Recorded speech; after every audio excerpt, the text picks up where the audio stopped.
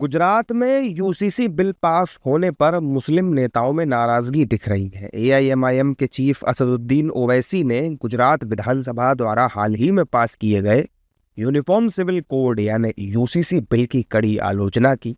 ओवैसी ने इसे पूरी तरह असंवैधानिक करार दिया और कहा कि यह मुसलमानों के मौलिक अधिकारों का सीधा उल्लंघन करता है। ओवैसी के मुताबिक ये बिल इस्लाम के खिलाफ है।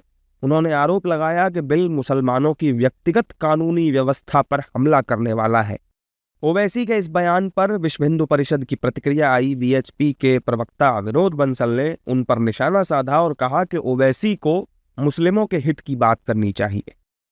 आखिरकार नारियों को जो अधिकार हिंदू नारियों को हैं वो मुस्लिम नारी को क्यों नहीं मिलने चाहिए? ये मानवाधिकार से जुड़ा हुआ मामला है, ये बाल कल्याण से जुड़ा हुआ मामला है कि आखिरकार जो बच्चों को जो अधिकार शेष लोगों को है तो मुस्लिम लड़कों को, मुस्लिम बच्चों को भी क्यों नहीं मिलने चाहिए? भाई महिलाओं को आखिरकार जो अपना पति की संपत्ति में हिस्सा क्यों नहीं मिलना चाहिए? भाई दत्तक ग्रहण करने का अधिकार क्यों नहीं मिलना चाहिए उसको?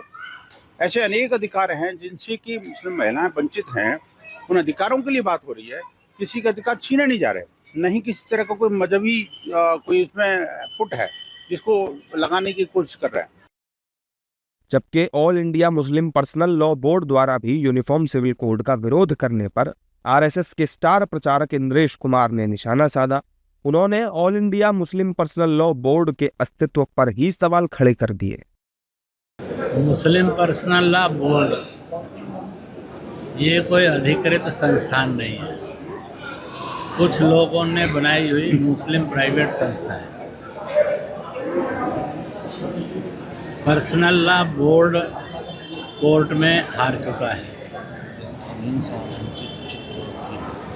मुसलमानों उसके साथ खड़ा नहीं हुआ। जब मुसलमान को ही अपने लिए हितकर नहीं लगता है तो बाकियों को सोचने के लिए कोई ज़रूरत नहीं पड़ती। दरअसल हाल ही में गुजरात सरकार ने राज्य में यूसीसी लागू किया है, जिसे लेकर मुस्लिम नेताओं की तरफ से विरोध हो रहा है और इसी की वजह से ओवैसी और मुस्लिम पर्सनल लॉ बोर्ड ने आपत्ति जताई, जिसका जवाब विश्व हिंदू परिषद और आरएसएस ने दिया है।